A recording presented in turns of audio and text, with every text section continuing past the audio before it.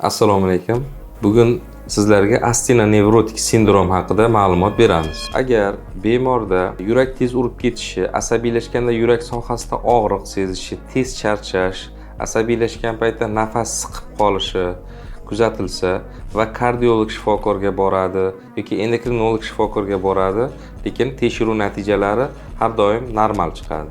Bu bemorlarda astena nevrotik sindrom rivojlanayotgan bo'ladi. Demak, astena nevrotik sindromni belgilari asabiylashganda titroq, nafas yetishmovchiligi, yurak sohasida og'riq, tez terlash, uyqu buzilishi, agar 6 soat uxlasa ham uyqudan turgandan keyin yaxshi uxlay olmadim, ya'ni uyquda dam olmaslik. Astena nevrotik sindromning sabablari: kam uxlash, yuqori yuklamali aqliy mehnat bilan shug'ullanish, surunkali stress, asabiylashish va shunga o'xshash psixonevrologik ta'sir qiluvchi omillar natijasida kelib chiqadigan sindrom hisoblanadi. Agar bemorda yuqoridagi shikoyatlar bo'lsa, nevropatolog shifokorga murojaat qilish kerak. Davolash taktikasi: astena nevrotik bilan kasallangan bemorlarda eng avvalo tekshiruvlar o'tkaziladi va har bir bemorga individual yondashuv talab qiladi. Bunda psixoterapiya asosiy rol o'ynaydi,